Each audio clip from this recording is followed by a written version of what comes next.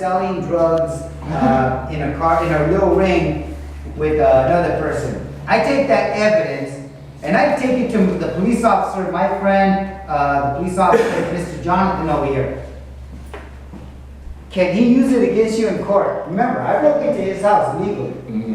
Can he use it in court? Why? Can I? The police?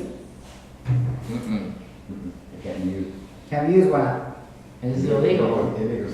It's, I can't remember the term. Illegal search and seizure. It's not just search and seizure, it's illegal.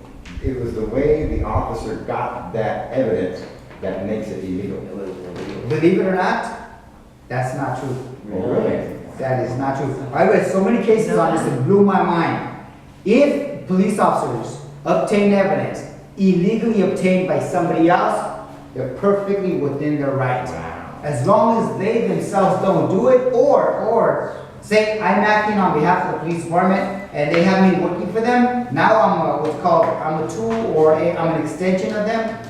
Now they can't because you were working for the police department. Remember, it only applies to government. But if your neighbor doesn't like you and they want to go find dirt on you, they take some, they find some dirt on you and they turn it over to prosecutor and say, hey, look what my neighbor's up to. The prosecutor didn't obtain it illegally, your neighbor did. And there's cases where even husbands and wives were divorcing and they were turning in, this is where it stopped by the way. Husband and wives were turning in illegal activity on each other. My husband, I think it was a husband that cheated on his taxes. The wife went to the IRS. He's been cheating all these years, hiding his tax money. And the IRS got the money, prosecuted him. It went to the Supreme Court. Husbands and wives, this doesn't necessarily apply to because they get dirty. The divorces in court, it gets very dirty. So they actually punished the wife. I think they said you can't do this. This is not. This is ridiculous. But if it's a neighbor or if it's somebody who just stole the stuff on their own time, not acting for police officers, then they can be introduced in court. Because after all, the cops didn't do the breaking in. It was a private party. Third party. Yeah. Remember, government. This applies to government, law enforcement, teachers, anybody who was working extension. Psychiatrists, yeah, those people too. Yeah, no, all those psychiatrists have a confidentiality. Reality. There's certain things they just can't go and talk. Hey, police officer, my Right. client, they've been dealing drugs. No. But the psychologist, if we meet, if I'm a psychologist, Right. and he tells me that he's going to do a Yes. horrific crime, you have to. You have to report that. But if all he's saying is, I'm having dreams of doing this. Yeah, or thoughts, yeah. You can't report that as a psychologist. There's confidentiality. So two things for the young people, because you all understand you will be pulled over by police real soon. So it's just a matter of when it's going to I've happen. been pulled over some.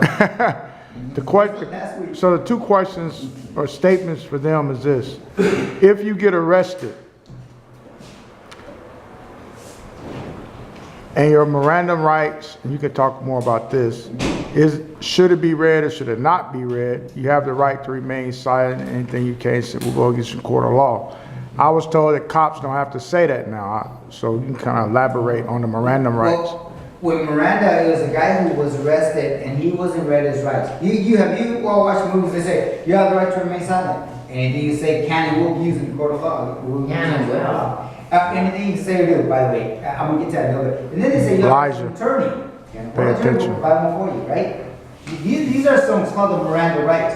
Unfortunately, Miranda, the guy who was arrested, the Supreme Court did rule in his favor. They said you must read him his rights that he has as a citizen. And his last name was Miranda. That's why it's called the Miranda rights. But here's what the Supreme Court did not say. The Supreme Court did not say that you have to say you have the right to remain silent. You have the right. Anything you say or do can be used against you. Believe it or not, the Supreme Court never said that they have to tell you that. They can arrest you. They can take you to the station. And they don't even have to tell you what you're under arrest for until you're being booked.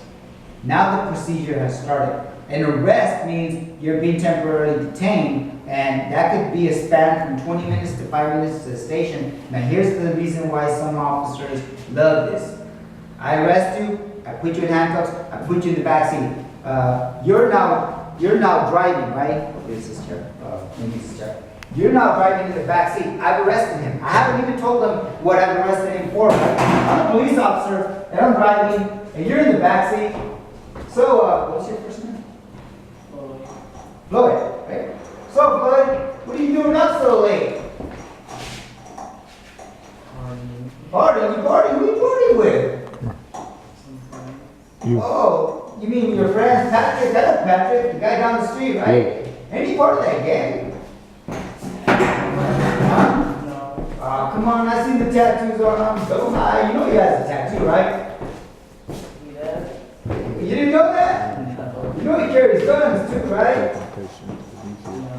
Oh, yeah, you gotta watch out for those guys. They're gonna get you in trouble. By the way, what's your mom and dad do? What do they do? You see how I'm just driving down the street at this moment and asking him questions? Anything he says and does can be held against him. I haven't read him any rights. The Supreme Court never said that they must read you the Miranda rights. The Supreme Court said they must, before processing, doing the process, actually, they must give you some sort of warning or a reason to know about your rights. But never did they say Miranda rights. This is the trick. And the whole time I'm driving down there, I'm talking to him. Anything he says now, he told me, well, what did he already say? Everything you needed to say about everything you shouldn't have said anything about. How old are you right now? And what were you doing with your friend Patrick? Partying. You said it right away. I'm gonna use that against you now. Now that you gave me something, I'm gonna use it against you. You're probably gonna get in trouble now. You're 14 when you're 40, right?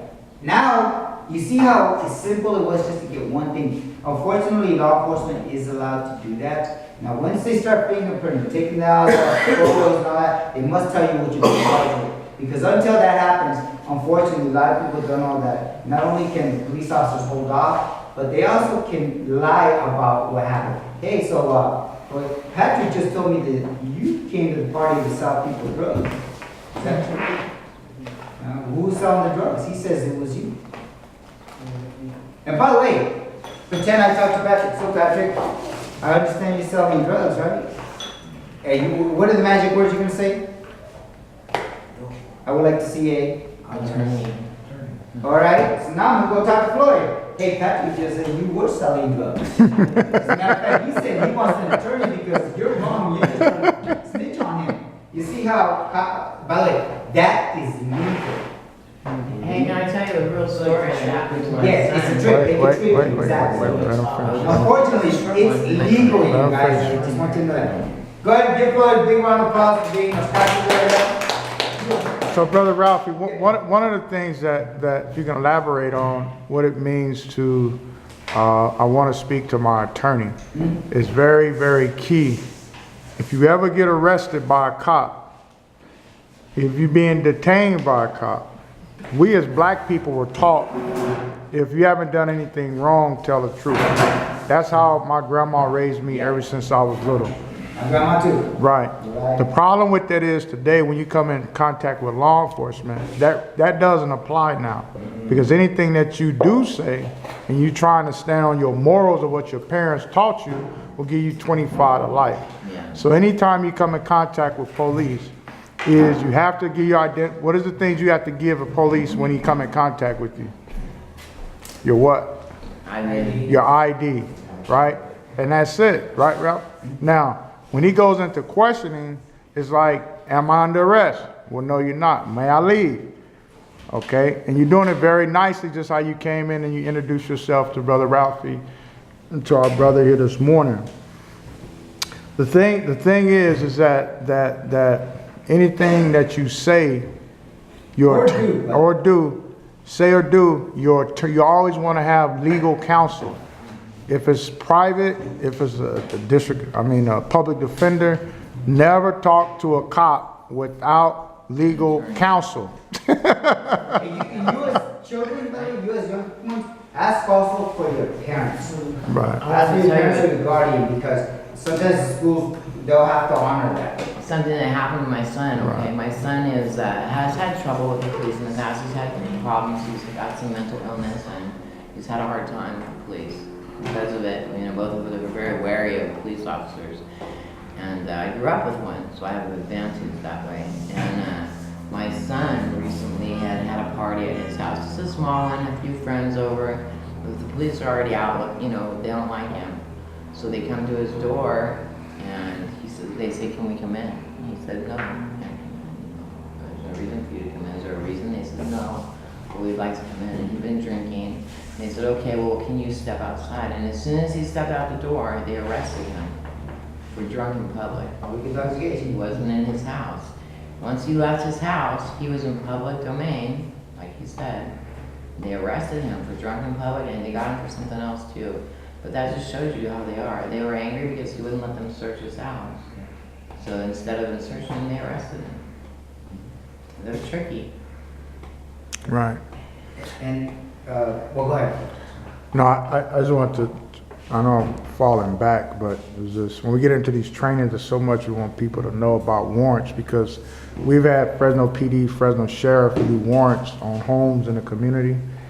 And it's basically, if not a knock, and everybody's in the house, and it's get on the ground. Now, when search warrants are done, my understanding, that they're only supposed to search a certain part of the house where they think that it is. So if the warrant says, well, let's say they're raid in here, which they may one day, but let's say that the warrant says the kitchen, they have no business going to the restroom Or the bedroom. or going in the cabinets, because the warrant says the kitchen.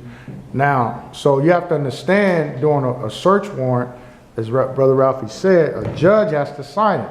Now, we've been in some cases, we don't know who the judge signed this warrant. And if they raid your house, they're supposed to write down everything that they take out of that house. They're supposed to leave a receipt, supposed to. Right. Now, usually when they raid, they put everybody out the house, or where you can't really see what they're doing. But if you know your house, you know what's in there. So just be mindful of when raids do come, verify the judge, you know, after they leave or whatever, see what they have taken and what your possessions are. Because if you have parolees in your home, it's a whole different dynamic. And I don't want to get into all that, but I'm just saying, you know. But even then, your Right. warrant argument is important, because you're making the point that the warrant says there are drugs inside the kitchen cabinet to the left. Right. There are drugs. They have to be specific on the place and Right. the to be searched and the things to be taken or seized. If Right. I walk in and I'm a law enforcement police officer, and I start going through that office and I start looking through the shoe boxes you might have back there or other cabinets, I violated the warrant. The warrant says you can only search here. That's a violation, especially because it's not on the warrant. It specifies what you search. So if I open up the cabinet and all of a sudden all this stuff is in, I find the drugs, that's where it ends. But you as an officer cannot search outside. That's called the scope. So if I start knocking on doors and going to other places, they can't use that. Now, it's tricky now, because you're right. When you have somebody who's a felon in your home, and police officers love this, by the way, because anywhere that they reside or might be at might be fair game. But here's another thing that might happen. Let's say I'm a police officer, and that's the bathroom door, right? What's my warrant say I'm supposed to search? Only the bathroom. No, kitchen, right? Oh, the kitchen. The drugs in the kitchen, right? They're hidden in the kitchen. And the door is wide open. And as soon as I walk in with my warrant to search, and everybody's got their guns drawn, oh, wow, is that a marijuana plant that I see there? Growing here? Does the warrant say I can search the bathroom? No, it doesn't. What happens now? I take that plant, I use it now, I use it as evidence. The problem is, there's two problems here. One, the police officer can't just start taking stuff. At that moment, when they see something, they have to secure it as a separate crime scene. But here's the thing, this is where a lot of people get in trouble. If a door is open, it's called plain sight. If the police officer sees it and it's in plain sight, now they can secure a warrant for that in itself. So I would say be very careful. If somebody's living at your home and they happen to be a felon, my advice is ask them, shut the doors where you sleep. Keep your room, because if they're going to go anywhere, they can only go to where they reside at that moment or during that time. So if they're only sleeping in this room, it happens to be the bathroom, that's, or not bathroom, this is their bedroom, they can go in there, but everywhere else is off limits.